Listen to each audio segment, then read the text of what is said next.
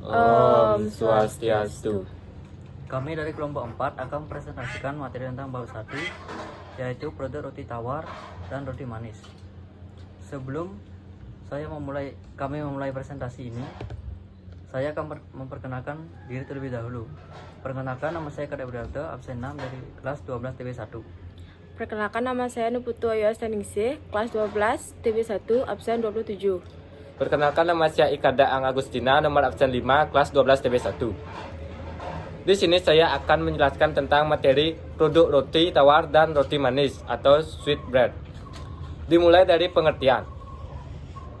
Roti tawar adalah roti yang di dalamnya tidak ditambahkan rasa atau isi sehingga rasanya tawar. Biasanya ditambahkan sendiri isinya sesuai selera masing-masing. Lanjut untuk jenis-jenis roti. Yang pertama ada roti tawar. Roti tawar rasanya tawar karena tidak ada tambahan isi atau topping di dalamnya. Macam-macam roti tawar ada French bread atau barbecue, dikenal dengan sebutan roti tongkat karena bentuknya panjang seperti tongkat. Roti ini biasanya dibuat dari garlic bread atau bruschetta atau dimakan begitu saja bersama sup. Ada yang namanya white bread. White bread disebut juga roti putih. White bread adalah roti yang terbuat dari tepung gandum yang kulit ari dan bulirnya telah dibuang. Yang C ada toast bread. Toast bread disebut juga roti panggang. Toast bread adalah roti irisan yang telah dicoklatkan atau paparan panas radiasi. Lalu untuk plain au levain. Plain au levain merupakan roti Prancis, bentuknya bulat, padat, dan berkulit keras. Ada yang namanya Frankenbrot. Frankenbrot yaitu roti asal Jerman yang bentuknya agak panjang seperti baguette, tetapi tidak tinggi. Roti ini dibuat dari tepung rye, whole wheat, terbuat dari tepung gandum, warnanya kecoklatan dan pada tekstur terlihat kulit-kulit gandum. Roti ini sangat sehat dan bagus dikonsumsi karena berserat tinggi. Ada juga namanya roti gandum atau roti sehat. Roti ini sama seperti roti whole wheat bread, tetapi sudah dalam keadaan potong-potong. Dimakan roti sehat karena dibuat dari tepung gandum. Lanjut untuk yang kedua ada roti manis. Roti manis rasanya manis karena sudah ditambahkan rasa dan isi di dalamnya. Sehingga roti isi ini dapat langsung disantap, misalnya roti pisang, keju, roti nanas wijen, roti ayam pandan, raisin stick, bread, dan lain-lain. Lanjut untuk yang C, bahan pembuatan roti. Yang pertama tepung terigu. Tepung terigu berasal dari olahan gandum. Tepung terigu dipergunakan sebagai bahan utama dalam pembuatan roti tawar. Yang kedua ada air atau cairan. Selain air atau cairan yang dapat digunakan dalam pembuat roti adalah susu segar, bir, sari buah-buahan, dan lain-lain. Dalam pembuatan roti, cairan mempunyai banyak fungsi. Dengan tercampurnya tepung dengan air akan memungkinkan terbentuknya gluten. Yang ketiga ada yeast atau ragi. Roti tidak akan mengembang tanpa menambahkan yeast atau ragi ke dalamnya.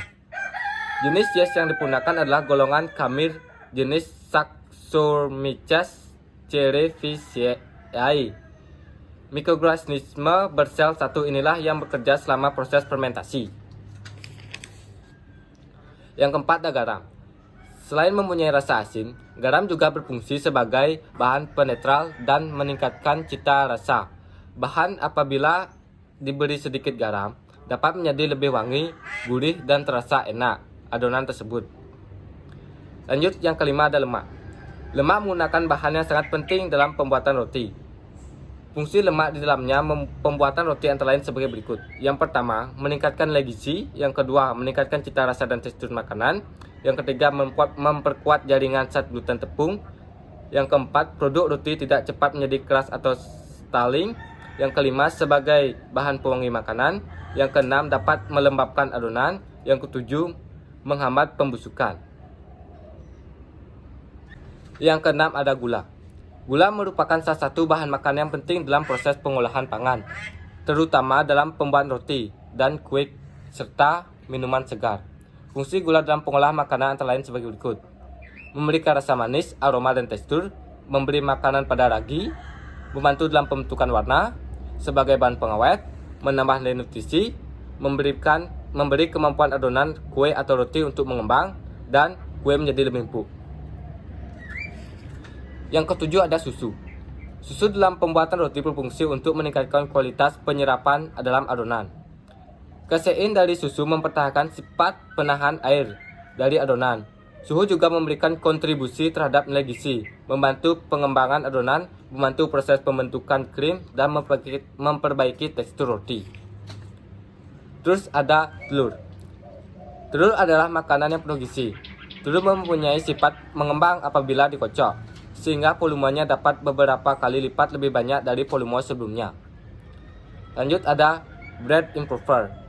Bread improver membantu proses pembuatan roti dalam hal produksi gas dan penahan gas. Bread improver dapat memperbaiki karakteristik adonan sehingga adonan dapat beradaptasi terhadap peralatan. D. Peralatan pembuat roti tawar dan roti manis. 1. Peralatan persiapan. Alat yang digunakan serta persiapan saat pembuatan proses adonan dasar roti yaitu sebagai berikut.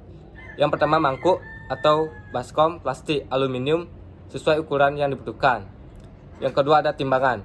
Timbangan harus tepat untuk mengukur semua bahan roti. Tanpa timbangan yang tepat tidak akan menghasilkan roti yang baik. Yang kecil, gelas ukur.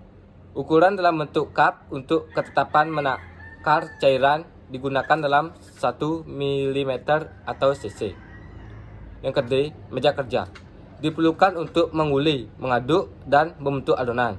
Meja kerja yang terbuat dari marmer sangat baik dipergunakan. Papan pengiris atau chopping board. Terbuat dari kayu plastik yang sering digunakan, tetapi untuk jenis roti tertentu, meja kerja yang bersih sangat diperlukan dalam proses pembuatan roti. Lanjut yang kedua, peralatan pengolahan. Yang pertama ada mixer atau mesin campur. Pencampuran pembuatan dalam roti, biskuit, dan kue merupakan proses untuk membentuk massa yang homogen dari campuran bahan-bahan seperti tepung, air, ragi, gula, garam, telur, atau susu dengan menggunakan alat pencampuran. Alat pencampuran yang biasa digunakan untuk membuat roti antara lain sebagai berikut. Yang pertama ada hand mixer listrik. Yang kedua ada mesin pengaduk vertikal atau vertical planetary mixer. Terus ada pengocok telur. Terus ada palung. Terus ada mixer spiral dan ada mixer horizontal. Lanjut yang ke B, lengan pengaduk. Alat ini digunakan untuk keperluan pengocok, pencampuran, pengulian, peregangan, dan pemotongan. Bentuk-bentuk konfigurasi lengkap pengaduk yang umumnya digunakan antara lain dikenal dengan whisk, spade, dan hook. Yang pertama, whisk. Whisk terbuat dari kawat baja tahan karat, baik terbuat berbentuk buah alpukat melintang. Terus ada spade, berbentuk seperti propeller atau baling-baling, memberikan efek pencampuran vertikal yang besar sehingga produk seperti adonan cake, krim dari mentega, gula, dan telur untuk roti, krim cookies, dan pastry dapat tercampur merata. Yang ketiga ada hook. Hook berbentuk kail atau spiral, umumnya terbuat dari baja, tahan karat, dan biasanya dipergunakan dalam pengadukan adonan. Terus yang kecil, dog handling equipment. Peralatan ini merupakan peralatan penunjang yang memudahkan proses produksi sehingga lebih cepat dan efisien. Yang pertama ada divider. Alat ini berfungsi untuk membagi dan menolong adonan sesuai dengan berat yang dibutuhkan dalam waktu yang singkat. Terus yang kedua ada divider rounder. Hampir seperti divider, alat ini juga berfungsi selain untuk membagi juga berfungsi untuk membulatkan adonan. Yang ketiga ada proofing cabinet atau lemari pengembang, yang digunakan untuk menciptakan kondisi yang ideal untuk proses fermentasi adonan, menjaga temperatur dan kelembapan yang sesuai dengan produksi yang diinginkan. Terus yang keempat ada bread slicer, alat yang digunakan untuk memotong roti tawar dengan tebal yang sama untuk setiap hasil pemotongannya. Yang kelima ada oven pemanggang. Macam-macam oven yang digunakan untuk memanggang yaitu oven batu bata, oven terowongan, dan oven dengan sumber pemanasan bahan bakar gas, minyak tanah, kayu bakar, solar, dan pemanas listrik. Oven juga berfungsi mematangkan produk hingga siap untuk disajikan. Berikut ini macam-macam oven. Yang pertama ada deck oven, yang kedua ada rack oven, yang ketiga ada mechanical oven, yang keempat ada convection oven, dan lain-lain. Yang keenam, kompor. Kompor adalah alat pemanas yang digunakan untuk memanaskan hidangan. Lanjut yang ketiga, peralatan kecil pembuat roti tawar. Yang pertama ada rolling pin, yang kedua ada scraper, yang ketiga ada strainer, yang keempat ada pressed brush, yang keenam ada cooling grid, yang ketujuh ada baking sheet, yang ke-8 ada pisau, yang ke-9 ada proofing box, yang ke-8 ada rubber spatula, yang ke-9 ada dog cutter, yang ke-10 ada slicer, yang ke-11 ada wire cooling rack. Lanjut yang ke-E, metode dan proses pembuatan roti tawar dan manis.